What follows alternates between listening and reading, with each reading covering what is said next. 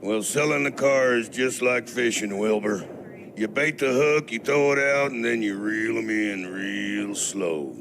You ask them questions about their family, what they do. You act like you're interested.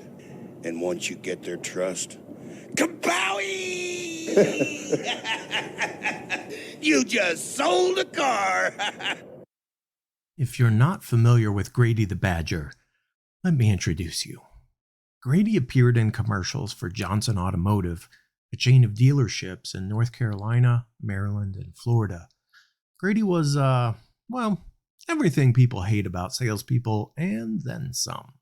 Pushy, obnoxious, misogynistic, condescending, you name it, Grady embodied it. In this commercial, he suggests feigning interest in potential customers to make the sale. While this tactic seems slimy when it's merely acting, Mitch Case says that becoming genuinely interested in his customers is what allowed him to become a highly successful salesperson. Revenue, referrals, and retention are his 3 R's for driving the customer relationship experience. He's also the founder of More Than a Meal, a service that helps organizations create memorable experiences that increase employee retention, boost employee morale, and strengthen company culture. This week, he joins me on Next in Queue to discuss the inspiration for More Than a Meal, how More Than a Meal impacts employee experience, strategies for strengthening customer relationships, how focusing only on the potential revenue of a deal backfires in sales, the power of being intentional, how to engender trust in others, and one big tip for salespeople to increase referrals. Let's get to it.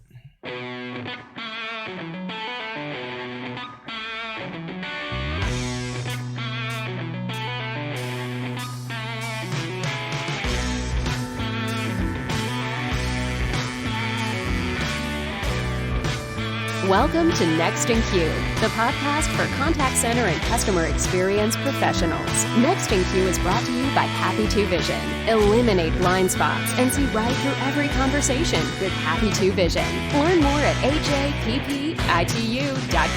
Now, here's your host, Rob Dwyer.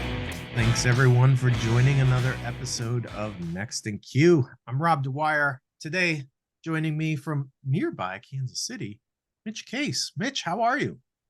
I'm doing well, Rob. Appreciate you having me on. Yeah, absolutely. So we are going to talk about some CX lessons from the sales world today. But before we get there, you have a really intriguing project that you're working on, a new business, and I want to tell everybody about that. So I'm going to let you do the honors and tell us about what you're doing today. Fair enough. I'll throw a caveat in here that I don't know if I'm full blown new business, but maybe a side hobby that I can maybe help a few people out mentality. But probably helps kind of start with a little bit of my background just to kind of clear up who I am and how I came up with this. So traditional schooling, I know you're rocking that KU shirt. I got my Mizzou lamp in the background. Fair is fair. But studied mechanical engineering, and that's what kind of brought me to the Kansas City area. And my first job in Kansas City was at a manufacturing plant, and it was kind of this hybrid role of engineering and sales. So basically, I was taking old legacy products that were starting to wear and tear. We needed to manufacture a component that would go back into it, but we didn't regularly manufacture that part. So my job as an engineer was to figure out, will this piece that's brand new work with this old legacy product? And then I had to go and sell that to what we call our reps that are out and about. So figuring out if it's going to work, pricing it up, giving it to them, and they go out and sell.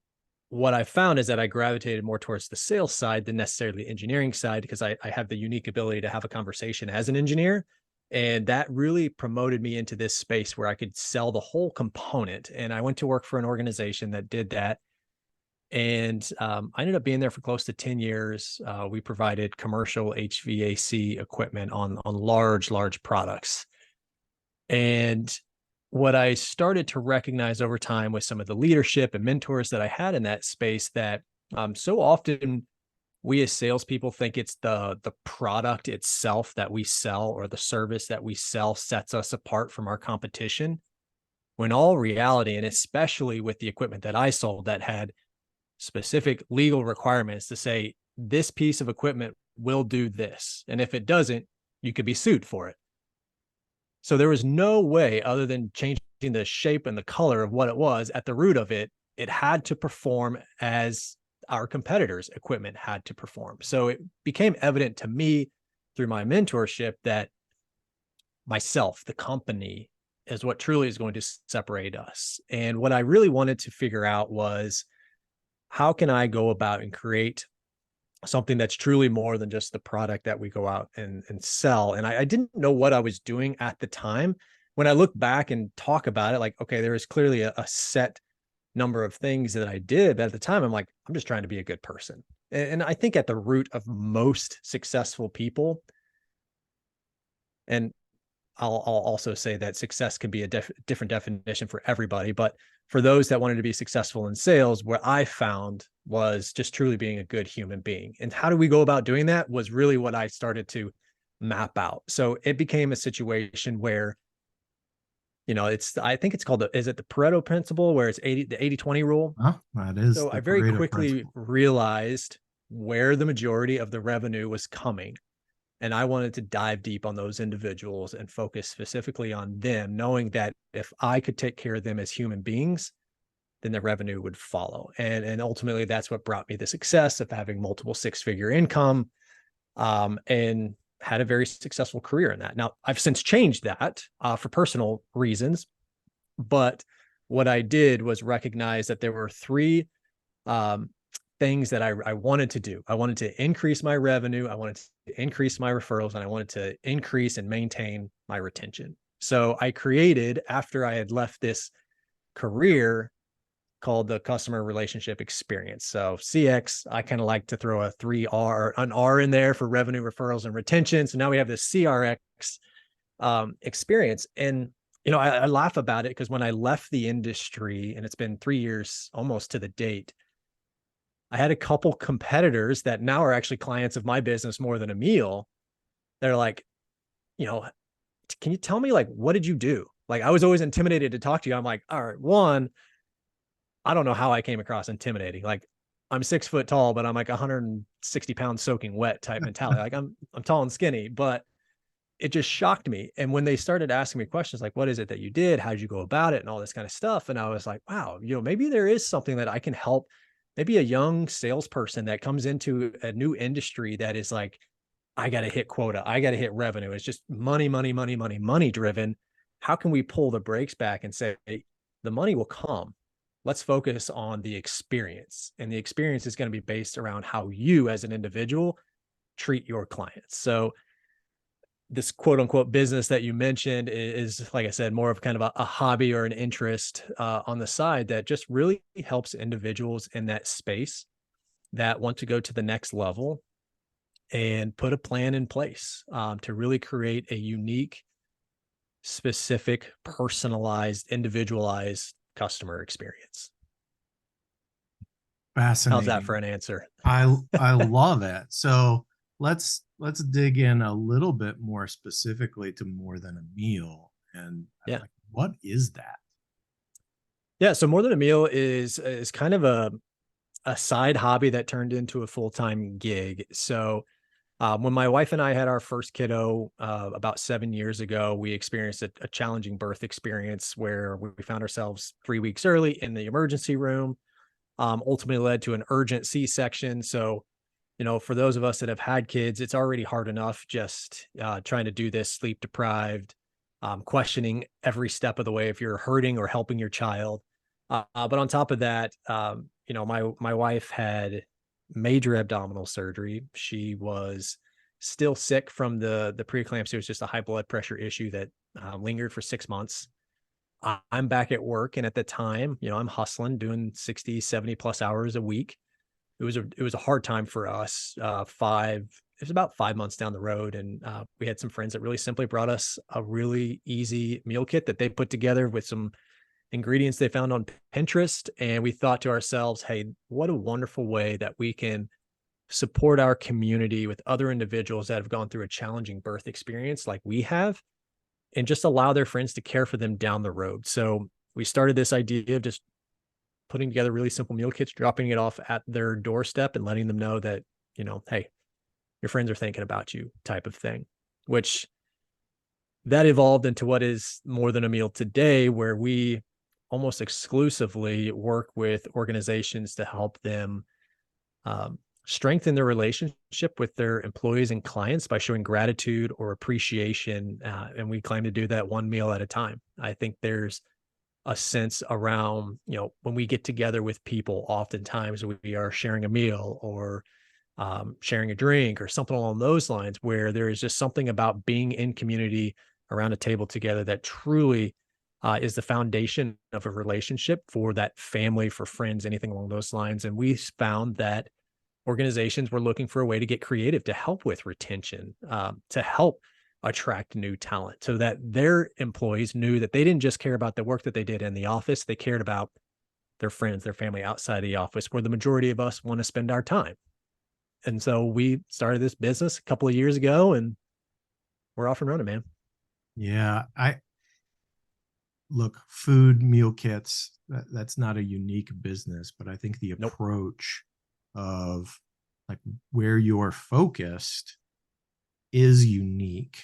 And I think there is something that you touched on there that we don't think about maybe enough. And that is the way food and meals and meal prep, for that matter, have this communal value that I think most of us don't appreciate enough, right?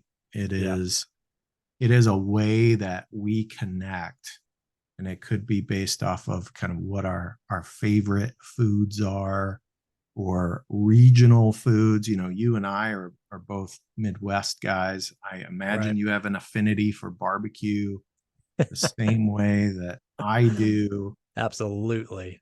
And somebody from the Carolinas comes talking about how great Carolina barbecue is, right? Those are fighting words to Those someone absolutely, because vinegar does not belong in barbecue sauce. right.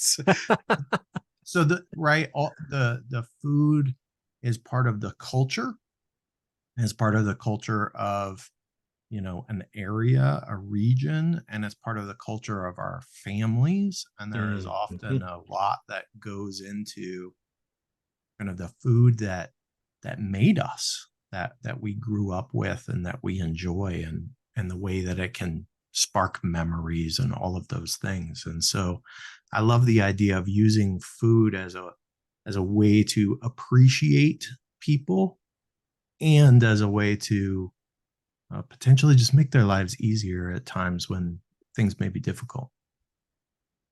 Yeah, I mean, just as a society, like, we immediately think when somebody is going through a challenging time in life, and let's talk specifically, newborn babies and the loss of a loved one. Mm-hmm. Most people are reaching out to say, I want to drop something off. How can I help you? Like, we just as a society want to do that. You talked about like the meal kit not being this novel idea. And I love that you say that, because I so often have advice for our business from individuals saying, have you thought about this? Have you thought about that? And it tends to go back towards, your typical meal kit business, where I don't have the financial backing to go and compete with a Blue Apron or a Hello Fresh. I'm going to leave them alone. They're good at what they do. I have to come up with a unique, creative way about doing this. And, for us, the success has come around. We, as organizations that care for our team members and clients, we're already trying to do things to separate ourselves. They're involved in this customer relationship experience, where food is a category that we covered in that. Like, it's already being done. So how can we take what's traditionally been gift cards and flowers for these situations when a company is gifting, to an individual. And go right back to what you said. It's like it's foundational. It's what we know from a regional perspective or a family perspective. Like we all grew up, and I shouldn't generalize all of us. A lot of us grew up remembering like family time around the dinner table. Like that was a staple. Like I don't care if I was screaming and crying and mad. It was like you're gonna sit at the table, you're gonna sit down. I don't care if you eat anything or not, but you're gonna be here and you're gonna be with us. And, I'm trying to do that with my 3 kids that are 6 and under. And it's usually us just screaming and yelling, like, get back to the table, get back to the table. But there is that like foundation of when you're in community, it is actually proven to reduce stress and anxiety. So how can we go about helping those organizations with their employees or their clients where the next day they go into work, maybe they had a bad day, but my team fed me. Maybe I have a little bit better pep in my step. Maybe I'm more encouraging. Like what kind of ripple effect can that have throughout the company? And ultimately that's what we want to accomplish through what we're doing. And we just happen to do it through a really simple meal kit.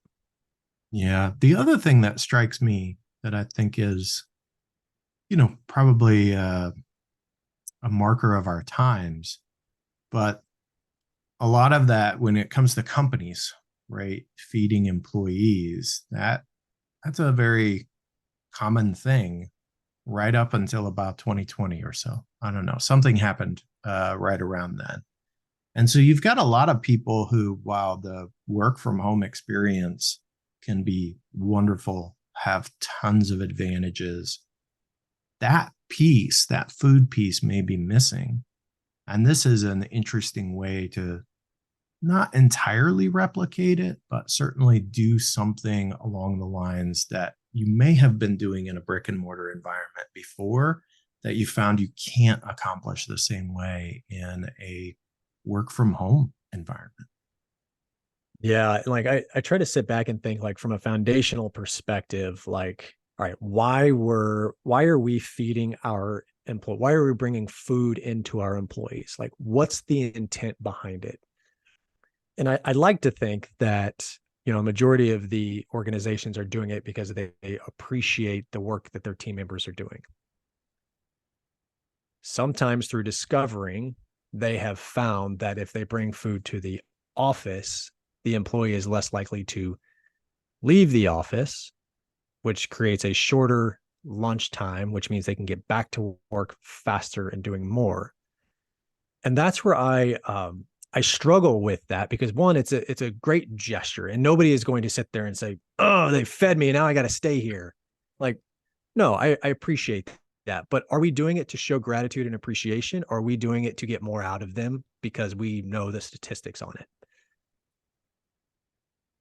And it's hard for me to say, like, do we get more out of them? Like, if you use more than a meal, you send it home, they have a better experience with their family. They're more happy and joyful or whatever that may be. And are they more effective? Are they more efficient in their work? Hopefully. But I hope that the true motive behind it is to show genuine appreciation. And where I try to, like, you're absolutely right. Organizations constantly are feeding their employees at the office. When organizations send a team member out to a conference, they're feeding them and taking care of them out there. Where we're trying to help these organizations differentiate themselves. So let's think about that from a sales perspective. This organization has to sell themselves constantly to their team members because whether they like to admit it or not, there are people knocking on every one of their doors saying, hey, we've got this over here. We've got this. We have better pay. We have all these different things. So they're constantly having to sell to them. One of my goals always when I was in sales was if I can get the spouse of my client talking about me, they're not going anywhere. And like, how do I do that? Is I show care and appreciation for what they care and appreciate the most. So if I'm going to go and I'm going to take care of a customer of mine, I want to know what their kiddo's favorite dessert is or their spouse's favorite genre of music. And I'm going to log that and I'm going to reach back out to them when I know that Taylor Swift is coming to town and there's a discount on the Eras Tour tickets.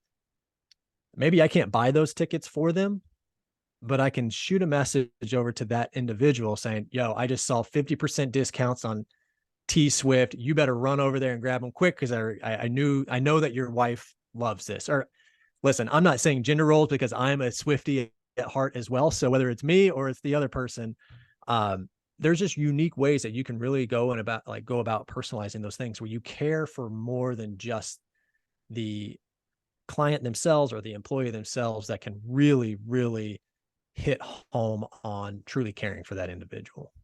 I mean, Mitch, if you're getting Taylor Swift tickets for any of your clients, they're a client for life at this point. I think that's the hardest ticket in town to get. Even I think we'd bankrupt the company if we did that. right. Okay, price of meals just went up. Right. You just talked about a couple of really specific things, and it's getting to know some personal preferences of your partners, your clients, your customers. Let's talk now about some of those very specific lessons that you were learning that you put into use that apparently struck the fear of God in all of your competition and made you seem like this unapproachable, amazing person. Like what are the first steps that you take to establish that relationship? Yeah. And so with that customer relationship experience thing that I kind of mapped out, there's about 12 steps. And like in each side of those steps, there's more steps that go into each of those. But when I tried to like break them down, budget aside, obviously you need to make sure that you have the ability to care for them, because caring for somebody is going to include some amount of cost from that, whether it's your time, whether it's finances, whatever that may be. You got to set that apart. The biggest and best thing that I could recommend for anybody is to set up enough meetings to where you have a idea of the information that you want to gather. So in this experience, I've got a monthly call set up that has no agenda. I'm going to call out of the blue. It's not scheduled. I'm just going to call and I'm going to talk with them and ask them how they're, whatever I've learned from that experience, whether it's a kid's involved in soccer or they went to the T Swift concert. Like, I'm calling about anything that they care about. Now, there are certain things that you probably want to keep in mind as you do call them, if you can add value from that perspective. But having regular meetings, both phone calls and the occasional coffee face-to-face approach to purely get information. This is not a come to our office and I can show you something. This is go find a coffee shop somewhere. We're not talking business. Maybe it comes up, but that's not the goal. And I just genuinely want to get to know you as an individual, just as if it was your best friend. Like, you're going to call your best friend. You're going to occasionally get together. Like, we've all graduated college. Most of my, groomsmen that I met in college are all across the nation. I see them once, maybe twice a year, but I get to call them. I get to talk with them, and we just shoot the stuff. Like, we just hang out. So those are one of the biggest things that I've always implemented when I'm doing that, but having very specific goals of that conversation or meeting to continue to gather information, because the more I know about that individual, the more genuine, authentic, and practical I can be when it comes to the actual engagement side of what I wanted to accomplish in my sales career. Yeah, what you're describing, Mitch, is being friendly and taking the time to learn about them. And that seems pretty basic, but I think we both know that is effort, number one, and can be difficult. I think it's difficult in this, and this is just my own perspective. I've mentioned to you before, like, I had a bad relationship with money.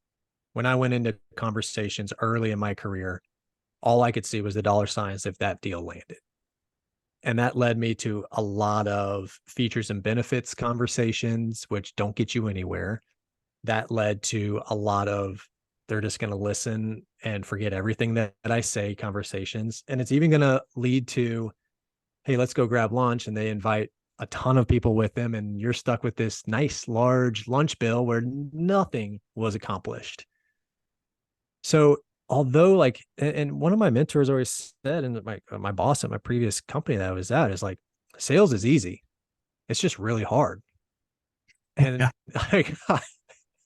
I hate that and like resonate with that statement so much, because what it is just being, like you said, a good friend, a genuine individual, but being intentional about it, being creative about it, making time for it is hard because you feel like you're always trying to keep going. I've got other things I got to do. I can't do this. I can't do that. But if you take the time to make it and schedule it, you'll be surprised at what happens. Yeah. That you actually just kind of led into my next question, which was, you know, you mentioned that these calls that you would make would be unscheduled, and I imagine unscheduled for them, but you're scheduling time for that, I assume. How did you go about doing that? Yeah, absolutely. They're scheduled for me. They're on my calendar, but they don't get the calendar invite. So, I mean, it's just purely if I don't schedule it, it doesn't happen. And that goes to both professional calendar and our personal calendar. Like my wife and I have to put our dates on our calendar. Otherwise, we'll end up going 2-3 months without taking a date. So if you're not intentional about it and you don't plan for it, it's just never going to happen. Although you think about it and you're like, man, I should probably do that. I should probably do that. Other things will take priority. So making sure that you schedule that time for those individuals to call. And again, sometimes you don't get a hold of them. Other times you do. I try to keep it less than 10, 15 minutes tops, because you don't want to necessarily interrupt their day. But in the back of my mind, my goal was always, anytime that I'm calling this individual or having coffee with this individual, I want to bring so much value to them that they'll hold the call that they're on right now to answer the call that I'm calling in on. Mm. And it's not because I'm this big important person. It's because every time we've gotten to hang out together, they found extreme value in that. And whether that's, discounts to a ticket or something, or if it's, I can actually help from whatever they're trying to accomplish. Like my goal in sales was to figure out how I can actually help that individual. And oftentimes it wasn't my product or service that I had to offer. It was something else that I got no monetary gain from. I just got to be selfish and say, I know somebody that's better at this than I am. I'm going to shoot over an email. Yeah. Did you ever run into customers or potential customers that were maybe resisted kind of giving up some of that personal information and wanted to keep things more business and only business? And how do you approach that? So I failed hard with this. And when I started going through this, I was like, oh, this is perfect. You know what? I'm just going to I'm going to put a form together. I'm going to have all these questions in there, send it out to them. And I can say, thank you so much. If you fill this out, I can be a better, service you and all this kind of stuff. And there are like 20 questions on this. Nobody filled out that form. So I had to go back to the drawing board because I thought I was genius in being able to collect this information. But it's exactly like, I'm not taking the time to do all of that stuff. Like you don't need the answers to the test. So my suggestion to anybody that's trying to focus on that is having 2 to 3 types of information that you want to gather from that individual, and get creative and bringing it in conversation when it's actually a real conversation. I'm not talking about like you're sitting there and your conversation is going on and say, oh, by the way, when's your son's birthday? Like you can't just drop that in there. But you can get creative when you say, you mentioned your son was like playing soccer. Has he had any games? And you go into a natural conversation on those lines, like, oh, what age group is he playing in? Like, he sounds like a beast out there. Oh, he's 7 playing on varsity. Yeah. Wow. That's amazing. That's when you can start having an idea of, you're building genuine relationship at that time. You're interested in that. And that's where you can kind of, not in a manipulative way, but have the natural conversation of like, he's 7, like, when was he born? Like, what was his birthday? And you can bring those in a natural way. People aren't going to sit there and think that it's a weird question when it's a part of that. So, I have this laundry list of, the 20 questions that I wanted to know about these individuals. And I knew that I wasn't going to get all 20 answers in the first 3 days that I knew this person. It was going to take time. And that's why a monthly 10-minute phone call, a quarterly coffee, face-to-face meeting, and any other time that I knew I might interact with that individual, I always had my CRM or whatnot on the questions that I knew I didn't have the answers to yet. And if I could figure out a way through that conversation, it was normal and natural. I always had 1 or 2 things that I wanted to learn about that individual. And most of the time, you'd be able to get some of that information.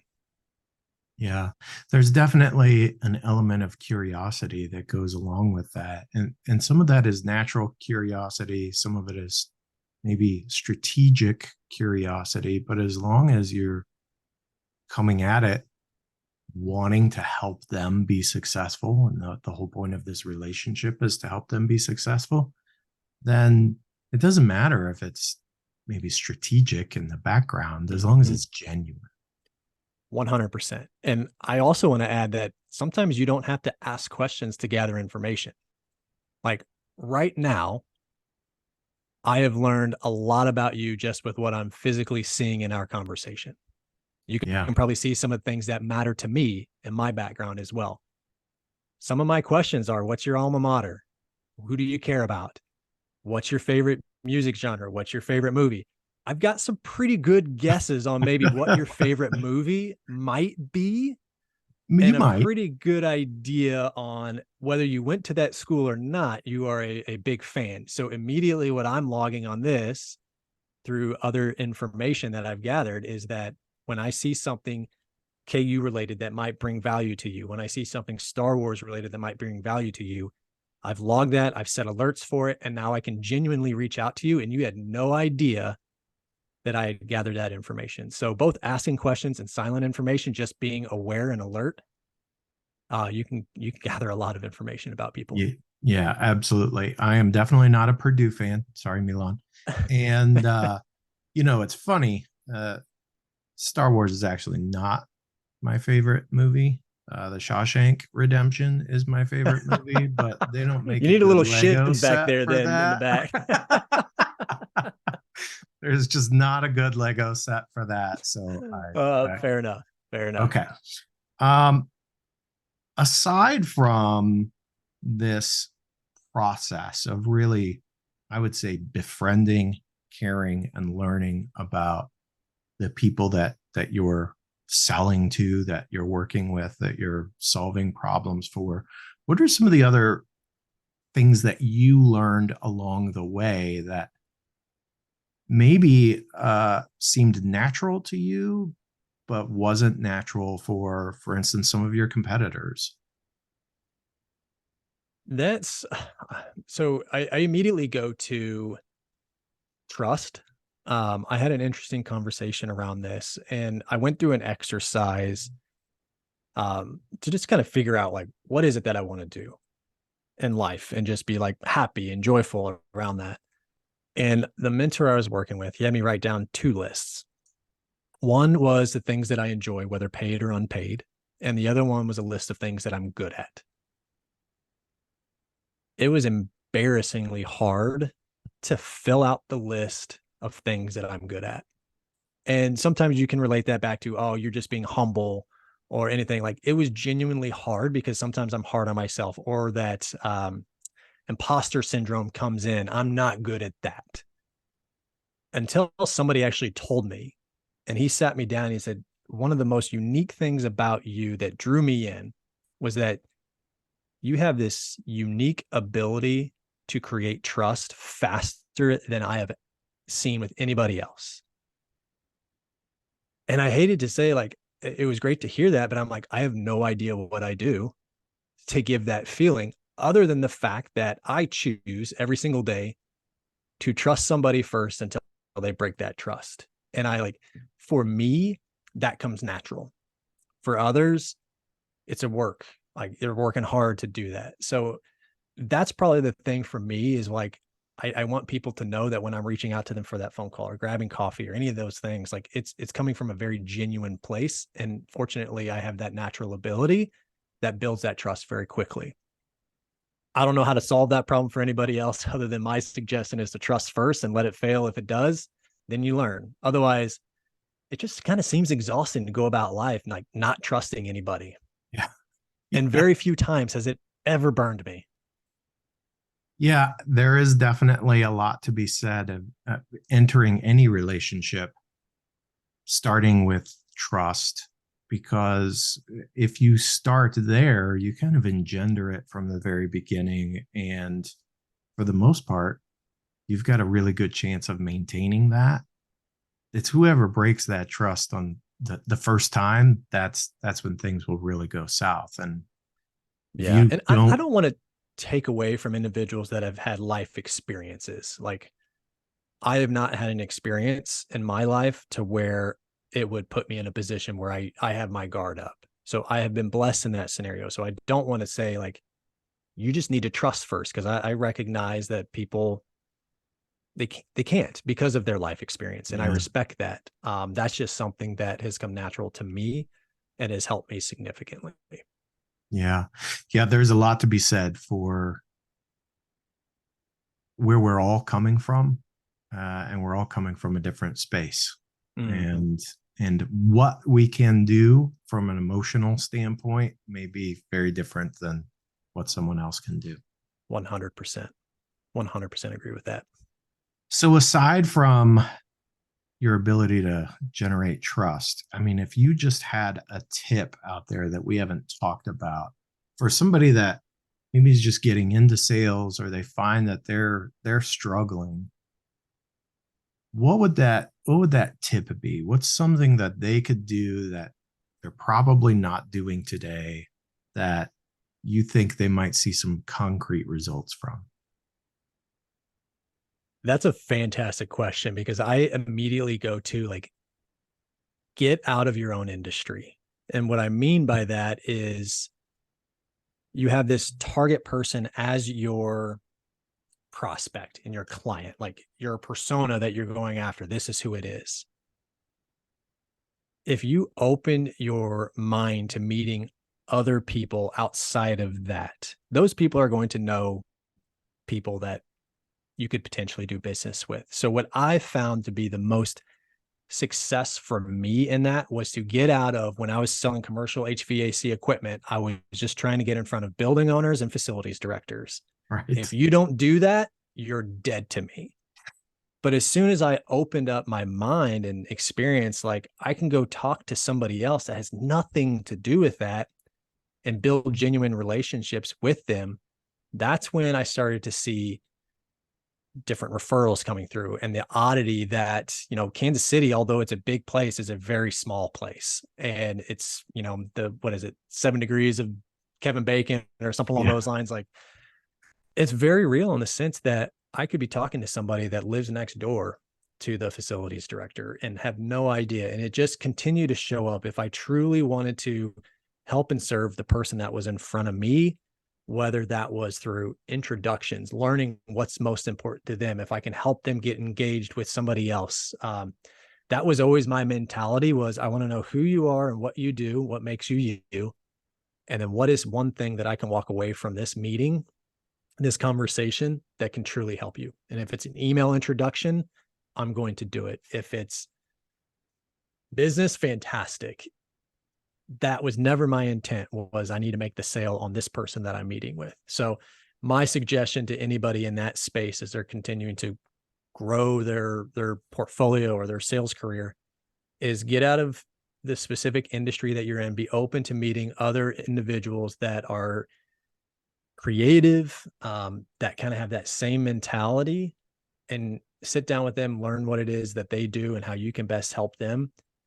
And eventually, over time, continuing to do that, you'll be able to create a lot of value where people just intuitively want to turn back and help you in whatever way possible. And that's when, if you've built that trust, if you've built that relationship, you can start asking for those types of introductions if it makes sense, or they might just naturally just make the introduction with you without even asking. Yeah, that is amazing advice, Mitch. And I love it. If someone wants to do something special for someone on their team, someone in their personal life and send them a meal, how can they go about doing that? Well, the easiest way to go about that is just going to our website, which is just morethanAmealco.com. And you can just simply figure out how many meals you want to send somebody. And, one of the ways that we still differentiate ourselves is you don't have to know what they want to eat, when they want to receive it, or where they even live. We'll work with you and that recipient to make sure that your job description is not meal coordinator. It is, I truly care for this individual. I want to help them. So we help from that perspective. So you can just go to our website. If it's a bigger capacity, if it's, hey, we want to bless our team during the holidays, we want to set up more reoccurring type stuff, or we also want to just allow our team members to know that we care and send something out for recognition or appreciation, rewards, any reason. That's probably a bigger conversation than just going to our website. So they could just shoot me an email over at mitchc@morethanAmealco.com, or you can find me on LinkedIn as well. I'm fairly active there. Yeah, we'll make sure that the website and your LinkedIn profile are in the show notes. Everybody knows how that works. So just scroll down and you can get those links. Mitch, thank you so much for joining Next in Queue. Even though you went to Mizzou, I really appreciate you being here. What I always find out is it's the people that didn't actually go to the university sometimes can be the hardest, but I guess we've been removed from the Big 12 long enough that maybe some tempers have flared there. But I was also going to let you know, Rob, so I do have this customer relationship experience document that I can get you the link for that. So individuals can come and pull that up and kind of see the 12 steps that I took and give some general information on that as well, so they can have access to it. Yeah, that'll be awesome. We'll make sure and include that as well. So thank you so much, Mitch. Appreciate the time and using your platform to help us help other people. I truly enjoyed it. Next in Queue is brought to you by Happy To and is produced by me, Rob Dwyer. If you enjoy this podcast, please by all means subscribe and or rate this podcast in iTunes or your favorite podcast app. But more importantly, please tell just one person about this podcast. Word of mouth is the best way for people to discover new content. As always, thanks for listening.